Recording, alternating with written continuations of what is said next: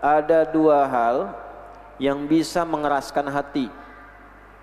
Kalau hati keras, malas ibadah, maksiat banyak, jadi pemarah. Jadi pemarah. Makanya ada yang mengatakan hati sekeras batu, kan? Kalau di Quran dibalik, batu aja bisa lembut, kok hati bisa lebih keras dari batu? Ditanya balik oleh Quran. Itu ada di Al-Baqarah ayat 74. Tsumma qasat qulubukum min ba'di dzalika fahiya kal hijarati aw ashaddu qaswah. Kemudian ada orang yang begitu keras hatinya, sekeras batu. Padahal batu saja bisa lebih lembut dari hati dia. Batu itu saking lembutnya, kadang-kadang bisa mengeluarkan air karena takut kepada Allah, keluar air dari dalamnya. Bisa jadi fasilitas sungai untuk mengalir. Nah, ini manusia dikasih air wahyu, dikasih air hidayah, nggak diambil-ambil. Ya, isnatani, dua faktor, dua hal yang menyebabkan hati jadi keras. Kalau sudah keras, dikit-dikit marah, sulit ibadah, banyak bantah, itu keras hati itu. Satu, kathratul kalam, banyak bicara, banyakan bicara, itu bikin keras hati. Ya, makanya secukupnya. Kalau diminta pendapat, ya. Kalau tidak, ya ngobrol seperlunya. Boleh membuka ngobrol yang terukur. Maksud banyak bicara itu segala dibicarakan, segala dibahas. Nah, sekarang eranya pembicaraan itu banyak muncul.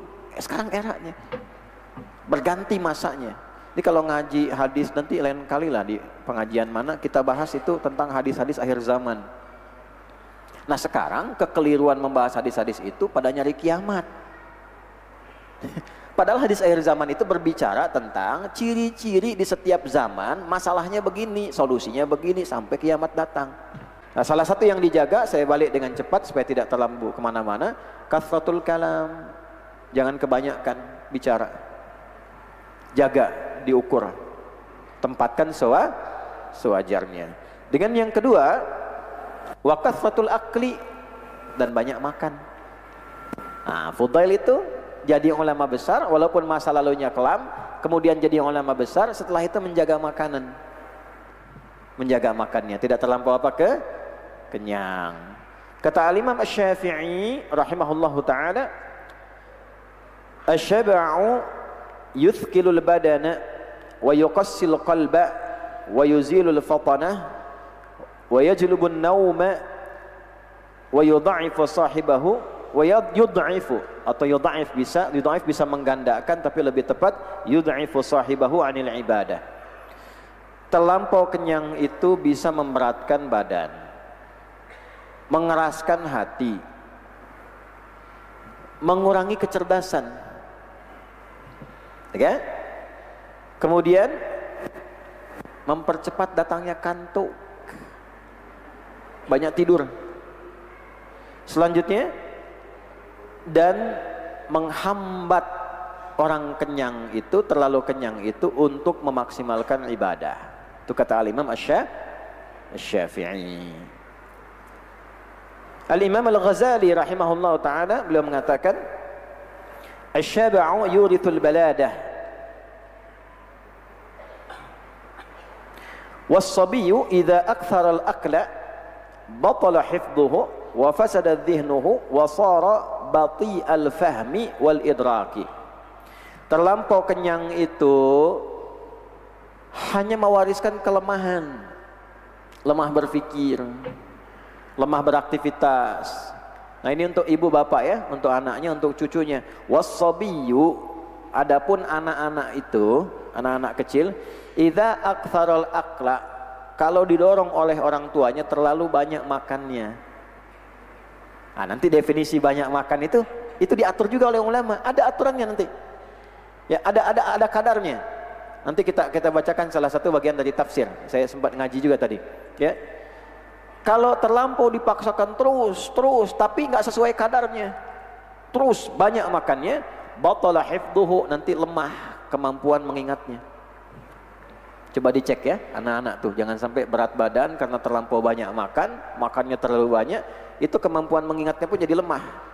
Kata siapa? Al-Imam Al-Ghazali. Wa fasada dhihnuhu, nanti kemampuan berpikirnya terganggu. Wa sara bati'al fahmi wal idrak. kemampuan kognitifnya itu agak lambat nanti mencerna sesuatu, walaupun terlihat aktif tapi dari segi penalaran agak lemah. Nah, ini pengalaman ya. Saya nyambung ke sini dulu sampai kita sempurnakan, baru terakhir ini saya ada 5 catatan di sini, mungkin nanti bisa dilengkapi ya. Saya selesaikan dulu ya supaya tuntas, nanti setelah itu kita bisa akhiri. Wa min fawaidi qillatil akli, dan di antara manfaat mencukupkan makan, sihhatul badani wa daf'ul amradil badaniyah, itu akan berdampak pada sehatnya badan dan juga mencegah penyakit-penyakit fisik. Nah, itu ulama sepakat tuh. Ya, biasanya di antara sumber penyakit fisik paling banyak itu dihasilkan dari makanan. Pola makan yang salah. Ya. Fa inna sababaha kathratul akli wa kathratus syurbi. Karena sebab banyaknya orang terkena penyakit fisik, kata Syekh Hashim di sini menyimpulkan dari riwayat-riwayat para ulama, dari hadis-hadis. Apa sebabnya? Kathratul akli, makan yang tidak terkontrol, wa kathratus syurbi, dan minuman yang tidak terkontrol.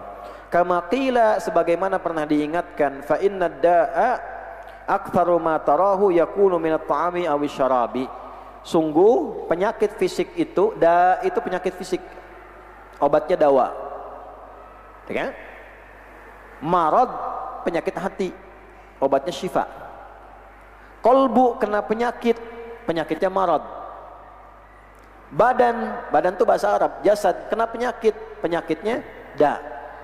Fi qulubihim marad, bukan da. Nah, itu detailnya Quran. Obat marad itu syifa.